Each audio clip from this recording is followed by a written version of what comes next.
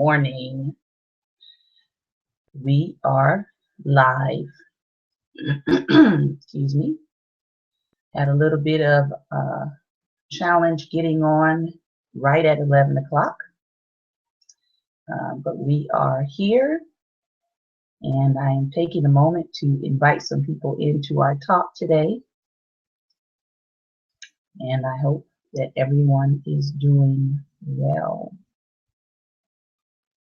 Welcome, welcome, welcome, welcome. We're just taking a moment to invite some people into the talk today.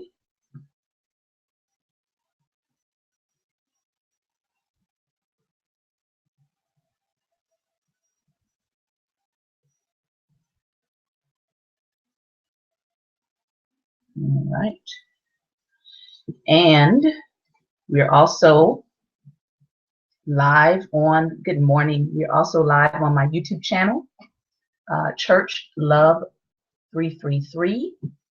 And I was very excited to wake up and see I have 15 new subscribers. So that's great. I'm going to make sure that I check out who those people are and send them a thank you, welcome.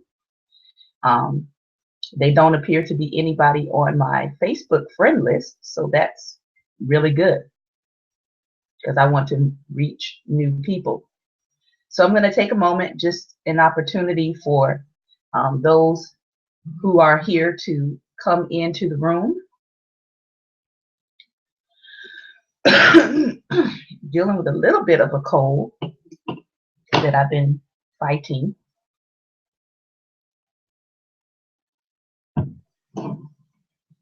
And we're going to jump right in to day two of White Like Me, Reflections on Race from a Privileged Son by Tim Wise.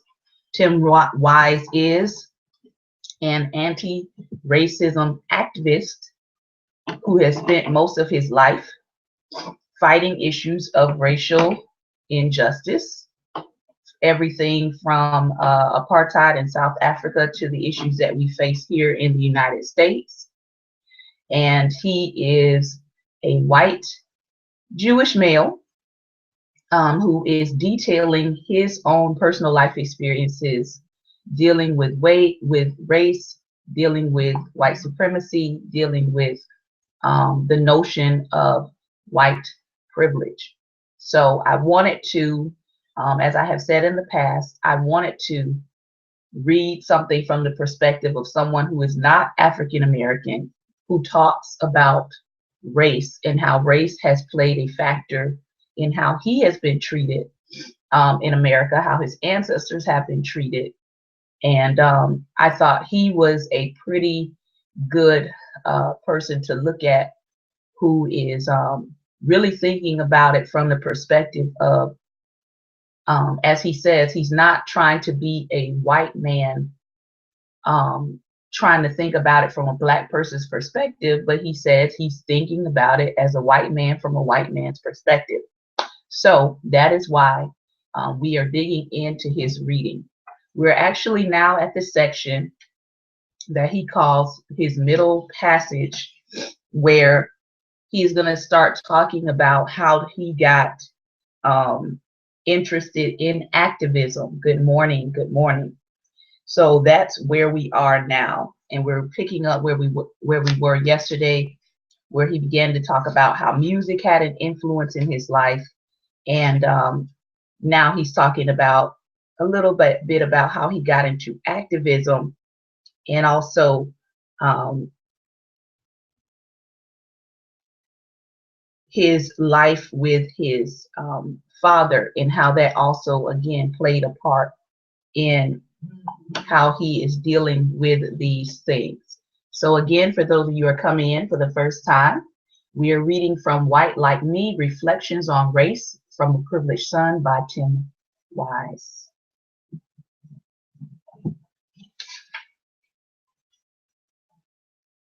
I was instantly riveted to the growing anti-apartheid movement in South Africa.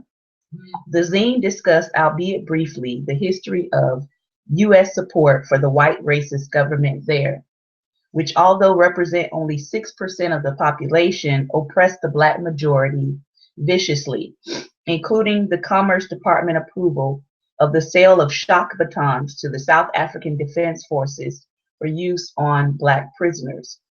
It was also therein that I learned of the death of activist and apartheid foe Stephen Biko in police custody in 1977, which then led me to seek out Biko's collected essays, Why I Write. I Write What I Like, which remains among the most influential books in my own political and anti-racist development.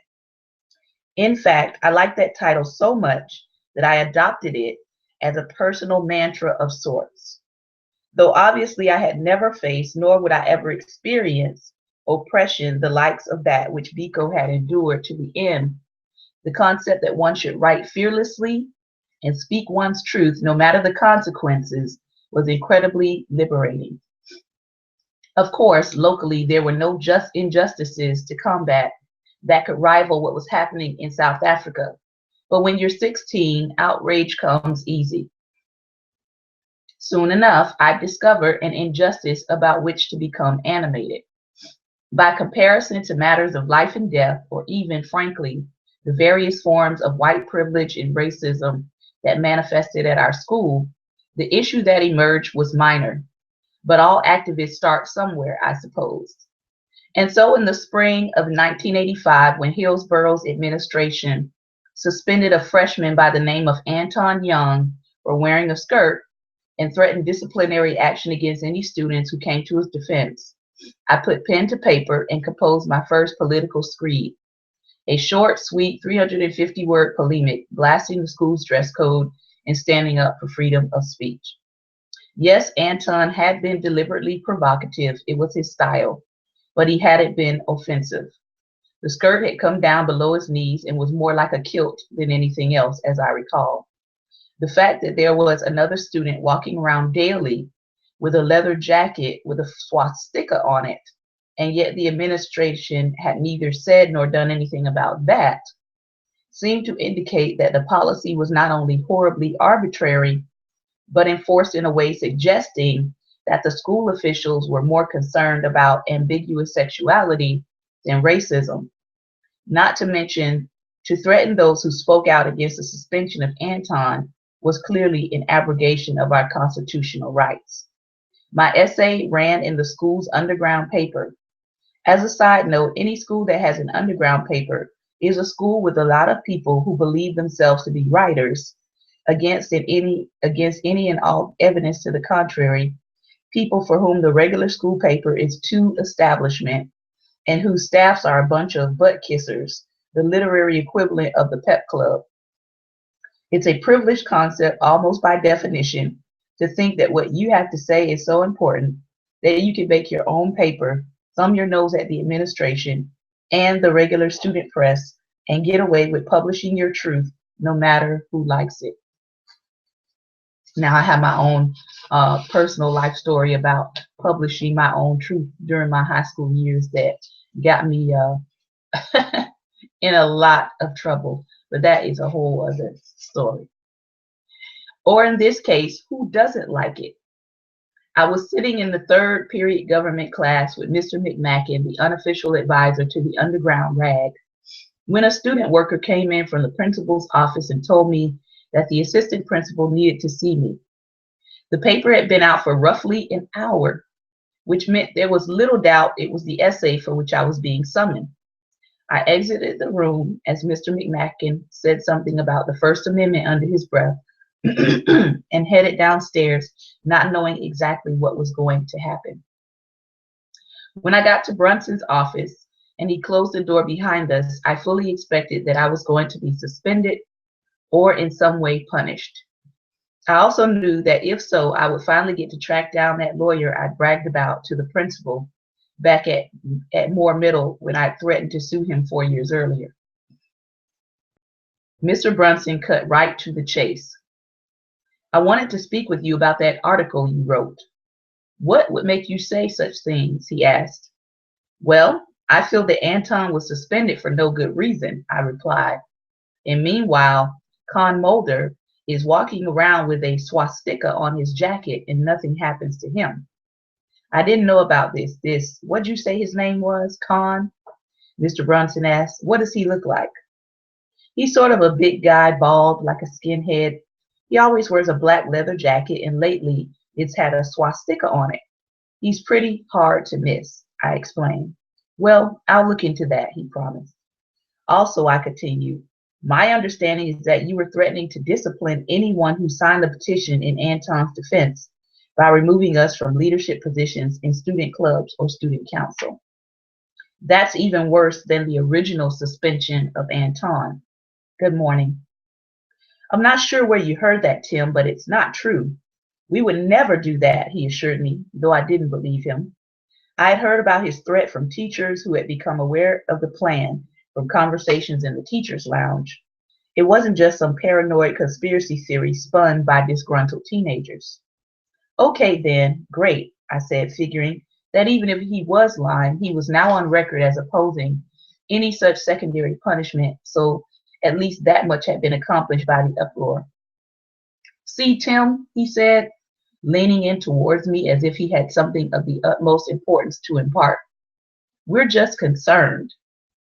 Concerned about what? I asked. Mr. Brunson sighed, then proceeded to make one mistake no adult should ever make with a child. Letting that child know that you fear them. I don't think you recognize your power, he began. I think you could stand on a table in the lunchroom and tell the students to burn down the building, and they just might do it. I laughed immediately, finding this to be the silliest thing I had ever heard, but it was apparent that he was completely serious. Well, I would never tell anyone to burn anything, I replied. But seriously, if I did that, everyone would think I was nuts.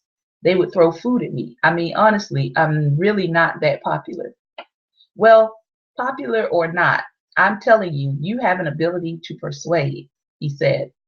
Last year, when we had the presidential debate, I saw what happened. We've got 1,200 students, and you got a standing ovation from 2/3 of them. Yeah, but I was pretending to be Walter Mondale, I explained. I mean, they were probably just grateful that I hadn't delivered the speech the way he would have. No, that's not it, Tim. I'm telling you, it's a real ability you have, but you have to be careful with it, he said, eyes locked on mine, apparently convinced that the revolution was just around the corner and that I was Hillsborough's own Lenin, just returned from the Finland station. Okay, well, is that it? I asked, still floored by the seeming absurdity of the exchange. That'll be all, he replied. With that, I left the principal's office, knowing in ways that I hadn't before what I wanted to do with my life. My road was becoming clear, but as so often happens, there would be a detour.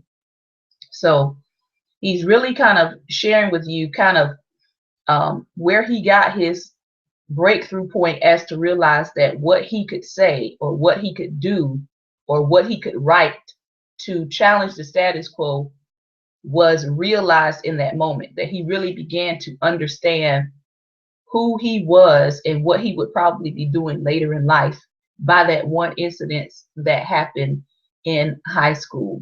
Now, most of us have pivotal points in our life that we can recognize or we can realize that that shapes who we will become, right? Or what we will do as adults. I don't think I recognized mine until about 2006 or 2007.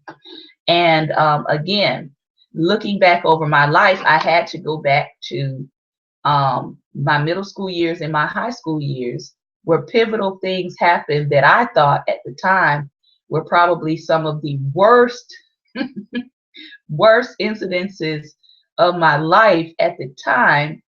They were actually really pointing to what God would have me to do in the future in terms of music, in terms of writing, in terms of speech, and those kinds of things. And so I find it very interesting that even as he's talking now about what kinds of things that he would be involved in, I remember specifically really pushing up against my teacher in middle school, who was a racist, and she was very overt. She wasn't covert about it at all.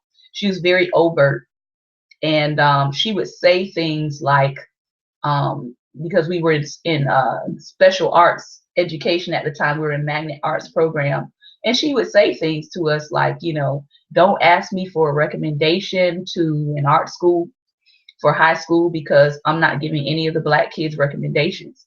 Like, she was very blunt out there with her prejudices. And unfortunately, I was at a school that did not really address teachers that had those kinds of blatant biases, and so they got away with it. And so one of the things I remember doing in her particular class to push back against her racism is, she gave us a social justice art project to do. And I remember that my art piece was three-dimensional. It was a piece of wood. It was wood and plexiglass and acrylic paint. And on one side of it, I had a stop sign. And I think I still have the piece somewhere. I have to find it. But on one side of the piece, I had the stop sign. And on the other side of the piece, it had racism repeatedly painted, so that when the sign would turn, you would see stop racism, stop racism, stop racism. So of course, my art piece ticked her off, and she didn't give me a very good grade for it. But it was one of my ways as a student to give voice to what I was feeling, right, about what was happening in the classroom. So again, Tim Wise is kind of bringing us through his life and showing us what was a pivotal point for him that made him realize that, hey, what I'm doing, right? What I'm doing is going to kind of set the pace for what I want to do in the future. And so if you have, young people in your life, you have children in your life, start looking at and asking them, what is it that you see yourself doing in the future? I know sometimes parents like to live vicariously through their children, and sometimes want your children to repeat the same patterns that you repeated, or go in the same direction, or, go in the same professional fields. But it's always good to ask your children, what do you see yourself doing? What do you have a desire to do in the future? Have you had any dreams about what you see yourself doing in the future? So let's keep reading about Tim and his school year. The school year was winding down. Prom was done, and weekends from midday until the end of the semester in early June were filled with parties. Though only a junior, I was suffering a pretty serious case of senioritis, more or less phoning in the remainder of my work and limping to the academic finish line and looking forward to summer, at which point I was going to be going to debate camp in Washington, D.C. Yes, calling them out. The party for Saturday night, May 18, 1985, had been promoted all over campus the previous week. Flyers were everywhere, meaning that basically everyone was invited.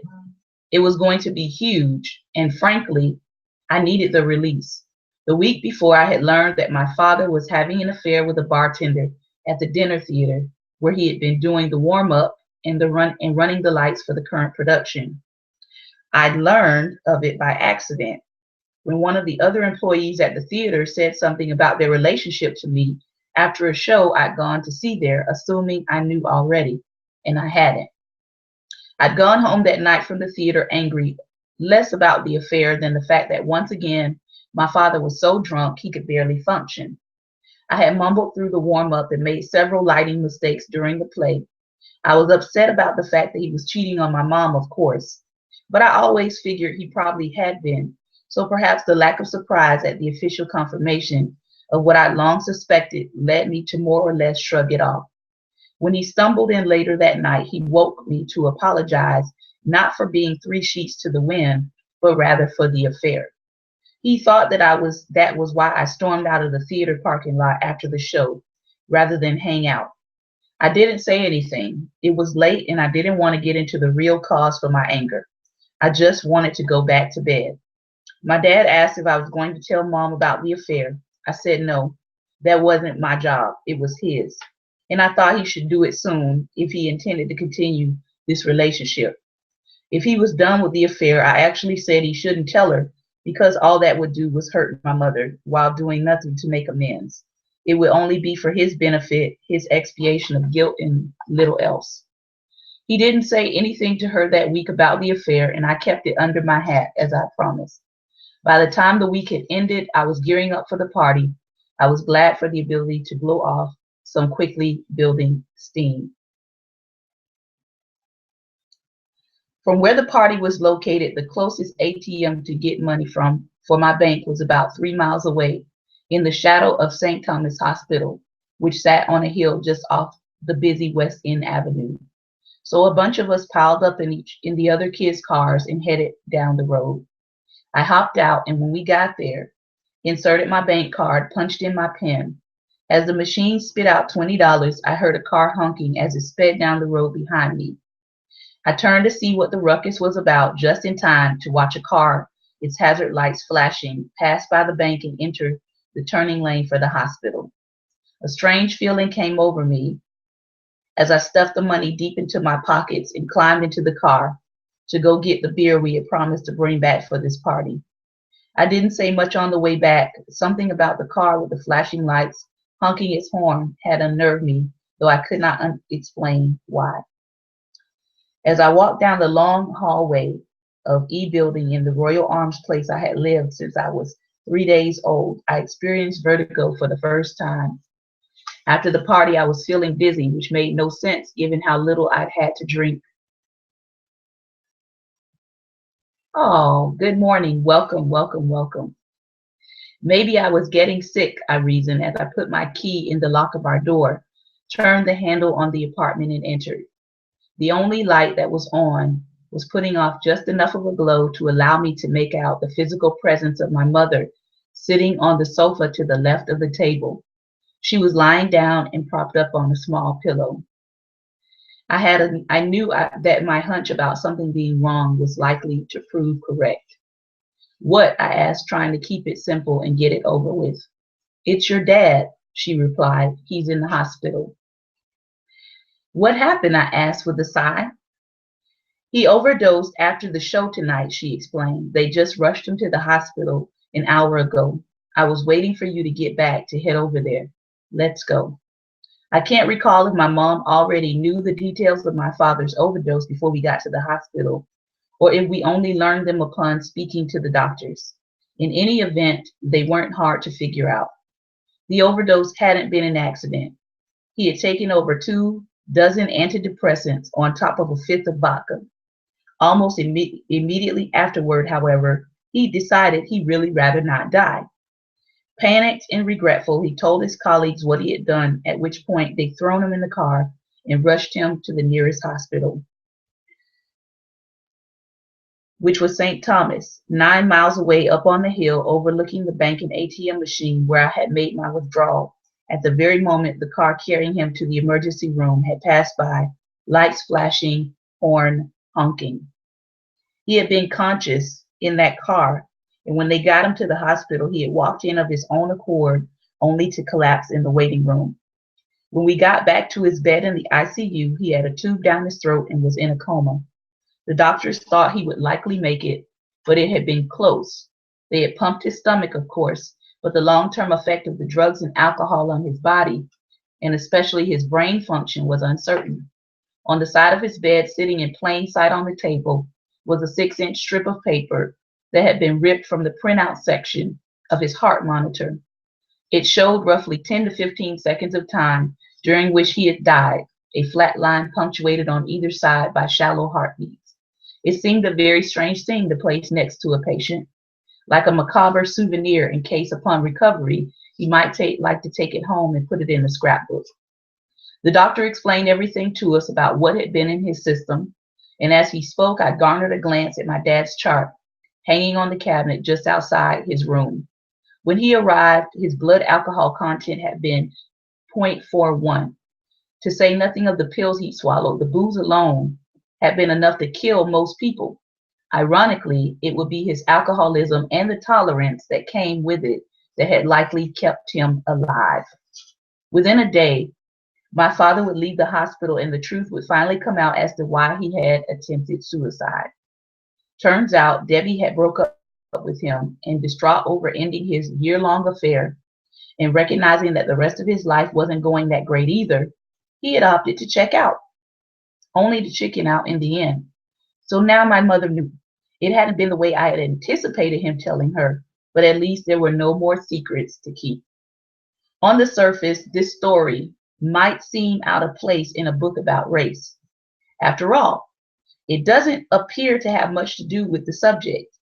And yet, as I tried to piece together an understanding of my father's addictions, something that would take me many years and wouldn't fully come until well after he got clean on my birthday in 1996, I came to understand how racial identity, and for that matter, male identity and even Jewish identity, had all been a part of the larger picture. Once my dad got clean and started attending AA, we would occasionally talk about what he was learning there. For the most part, he seemed satisfied with the AA language and approach. It was keeping him sober after all. But there was something about it that seemed inadequate to me. It seemed as though the operative paradigm in AA was overly individualistic, as in the addict is powerless in the face of the disease. The addict needs to make amends. The addict needs to give control over to some higher power. There was very little discussion about the social determinants of addictive behavior and the way that individuals exist not in a vacuum, but in a social context, which under certain conditions can make addictive behavior more likely. After all, there must be a reason that the United States has so much of a higher drug rate and alcohol use than other nations, including other wealthy and industrialized nations. And there must be a reason that, according to the available research, white Americans have such a disproportionate rate of binge drinking and substance abuse relative to persons of color, contrary to popular perception, and why rates of suicide are also so high in the US among whites, and especially middle class and above whites, relative to people of color. Though none of this was covered in AA, I began to see it the more I thought about my father's situation, and what I came to understand was this. This next paragraph is probably something that I've understood, but having someone detail it and flesh it out is very powerful. So pay attention. To be an American and to be white is to be told in a million different ways that the world is your oyster. It is to believe, because so many outward signs suggest it, that you can do anything and be anything your heart desires. Although people of color and folks in other countries have rarely had the luxury of believing that mythology, white Americans have. And so, when one's expectations are so high, and especially if you add to that the expectation of a Jewish man seeking to make it in a heavily Jewish industry like my father wanted to in comedy, and yet one's achievement falls short of the aspiration and expectation, what happens? In such a situation in which the society is telling you that your failures are yours, your inadequacies are yours, there's no socially determined issues to examine, whether institutional obstacles in the case of oppressed groups or the dangerous mentality of entitlement and expectation that comes with privilege, what could certainly happen is that one well might capitulate into self-destructive rage. Either that or project one's rage outward onto others in the form of abuse. which on the verbal level my father had also done. This is not to excuse the abuse, be it directed inward or outward, but it is to explain it in relation to a social context and not merely as the personal failing of millions of individuals acting in isolation. This is not to say that all addiction is the result of frustrated expectations. Social pathology can have many different triggers, of which this would be only one. But it is to say that we can't ignore the way that such a phenomenon may be part of a larger mix about which we need desperately to be aware. It strikes me that unless we get a hold of this, unless we begin to address the way that privilege can set up those who have it for a fall, can vest them in an unrealistic set of expectations, we'll be creating more addicts, more people who turn to self-injury, suicide, eating disorders, and other forms of self-negation, all because they failed to live up to some idealized type that they've been told was theirs to achieve. We'll keep creating for millions of families the pain that I've grown up with and the physical embodiment of that pain, which embodiment lay comatose in the bed that night, that little strip of paper at his bedside, reminding us of all of how close he'd come. MLK said it this way. He said, white superiority and perfection, white privilege is just as much a prison as black inferiority. Let that sink in.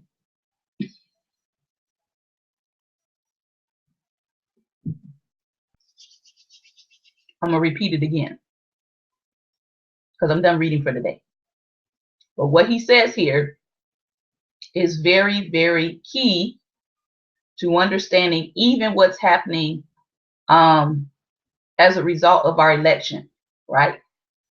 MLK said that white superiority and perfection is just as much a prison as black inferiority.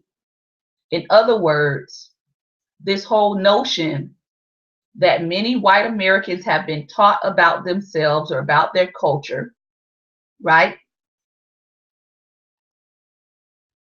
White superiority or white perfection is just as much as a prison as black inferiority. Because if you are a white American, right, and you have bought into this notion that you are the superior class, or you are the superior race, or you are the greatest in the world, or the American dream is achievable by everyone, especially if you're white. As many historical documents talk about, this was a white man. This was a country created for the white man or the European. So if you are under that mindset and you spend your life chasing this dream and you can never attain it, what Tim Wise is saying here is that is really dangerous. Because when you realize that no matter what you're trying to do in life, that you can't seem to attain this dream, it can lead to, as he says here, self-injury, suicide, eating disorders. Because remember, you're supposed to be a part of the superior race. So if you're superior and you're still failing, right, then something is wrong. And that can drive people, as we are seeing in this country, that can drive people to destruction. It can also drive people to project their rage on other people, especially when you're in a climate now where everybody is being blamed, right? Because we have this slogan of making America great again, which nobody has explained when America was great for everybody, right? But now there's this notion of, well, the reason why I am the way I am, or the reason why I don't have the economy that I have, is it's the Muslims' fault. It's the Mexicans' fault. It's Black people's fault, right? So now we're starting to see people who have been angry for a while, enraged for a while. They are now projecting their anger onto everyone else.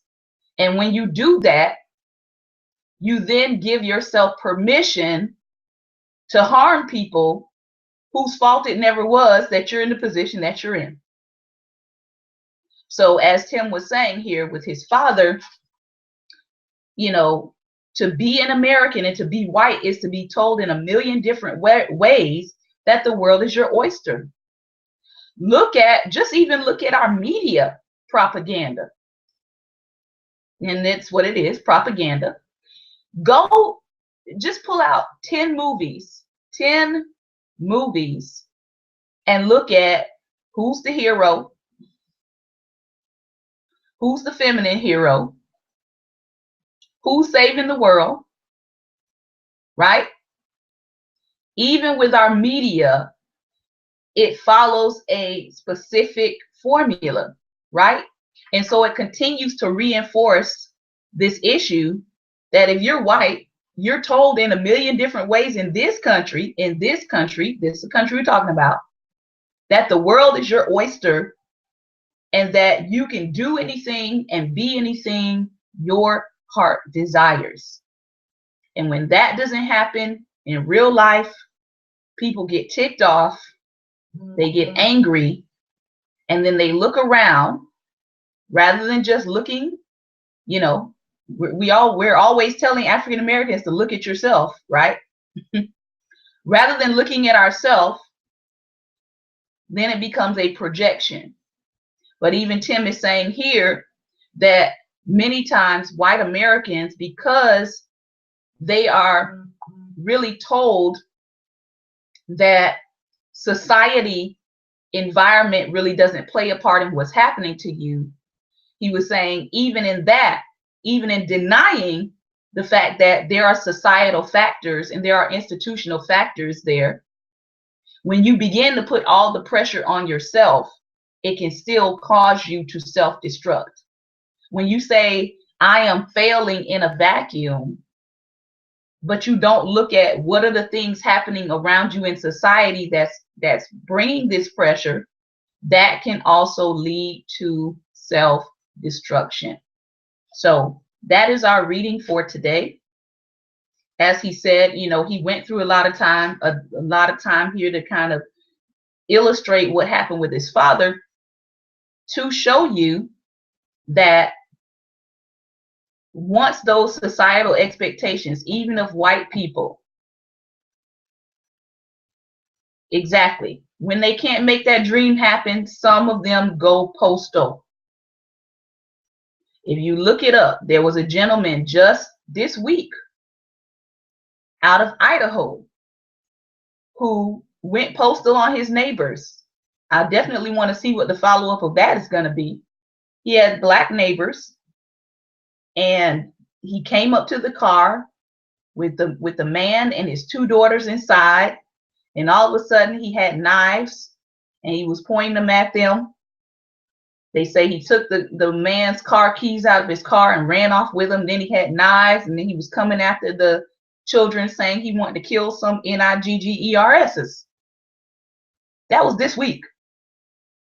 And people are like, well, you know, the Black guy's been his neighbor the whole time. What happened? I'll tell you what happened. This false expectation that if you're white and if you're male, you can do anything you want to do in the world. The world is your oyster. So again, if you don't deal with the external environment, if you don't deal with, as he said, the notion of white superiority that creates this pathology, that if you don't match it, if you don't meet it, and you're supposed to by society standards, it can drive people to do self-destructive things. Yep, all of those. He talked about that, eating disorders. Because according to society, according to this structure, right, you're supposed to be better than Black people, or you're supposed to be better than people of color. And when you can't meet that stereotype, because that's what it is, it's a false narrative. When you can't meet that false narrative, but you have lived by that false narrative, then it creates destruction in your life. So I hope that you got something out of today's reading. Hope that you will join us again tomorrow. We will be picking up with Tim moving into finishing high school and going on to higher learning and what he experiences and learns there. Again, we're reading White Like Me, Reflections on Race from a Privileged Son by Tim Wise. I hope that you have a great and wonderful day today. If you have any questions about these readings, please feel free to inbox me. You can also subscribe to our YouTube page, which is where we archive these readings. You can follow the hashtag Reflections on Race to view through Facebook Live our previous videos. If you'd like to see videos of the previous books that we've gone through, such as MLK's work, you can follow the hashtag Why We Can't Wait. You can also follow the hashtag The Radical King, or you can follow the hashtag Chaos or Community. I want to thank you for your time today. And yes, we do need to be praying about what we see, because as Tim Wise is breaking it down, he's not, a believer, but what he's pointing out here is very important. When we see that our country is being set up for people to be triggered to go into rage during elections while people are trying to vote at the polls, this whole notion of sending people to the polls to intimidate voters, that is not going to turn out well, right? This is not the 1860s. Black people are not going to be cowardice. They're not going to cower in the face of someone coming to a poll and trying to intimidate them. So we want to make sure that we are praying for peace during the election process. Amen. We're praying for peace during the election process. We are praying for the election process to work, right? We are praying for nothing crazy to be happening with the machines. That this is supposed to be a democratic process, that those who can vote should be able to vote in peace. And so I would encourage you, as we are leading up to that, I know early voting has already started in certain places, but I would encourage you to spend some time in your prayer time, really just praying into that and asking God for peace at the polls. Somebody hashtag that, peace at the polls. Peace with, those who have to give out the ballots and all of those kinds of things. Those who will be making sure that the supplies and the materials and everything are working properly every single day. That's a very important job. Pray for, the attitude and the demeanor of people who will have to be standing out there. Some people are going to be standing out there for hours, trying to make sure they're allowed to vote. And so we want to pray for peace at the polls, that people are not out there intentionally agitating people while they're trying to participate in something that does make this country what it is, and that's the democratic process. So we just cancel the plans of the enemy. We thank God for foiling any nonsense in Jesus' name. And those who have nefarious ideas and nefarious mindsets, we pray that God would just put a shield over their mind in the name of Jesus, that they would be confused in their attempts to bring disturbance and disruption, and that the peace of God would be at your place. The peace of God would be at these polling stations. That the peace of God, that this would be a record voting process. That, as someone said earlier, I heard this week, that there would be a peaceful transfer of power. Because we're going to pray as believers, we're going to pray regardless of who's in office. We're going to pray for peace in the land, that we may live a peaceable and quiet life. So regardless of who takes on that office, it is still our responsibility as the people of God to pray. Amen. Amen. Well, I thank you all for your time today. I hope that you have a great and wonderful Thinking Thursday. And I hope that the peace of God would rule in your heart, even as we go through this week, even as we go through this time of the election process. And one last thing, please don't lose any friends or family over the election process, because when all is said and done, they're still going to be who they are. When all is said and done, I still need you to go to your relative's house for Thanksgiving. When all is said and done, I still need you to love the people that's around you. So understand, every 4 years, it's an election process. Don't lose your mind over it.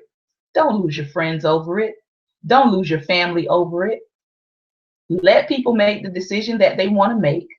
And then our responsibility as believers, again, is to pray for peace in the land, regardless of who is in charge. And I believe that God will honor that as you honor him. He will keep you in the land, regardless of who's ruling. Amen. So take care. Have a great and wonderful day, and God bless. Again, thank you all so much for your time. I pray that you have a great and wonderful day. Take care, and God bless.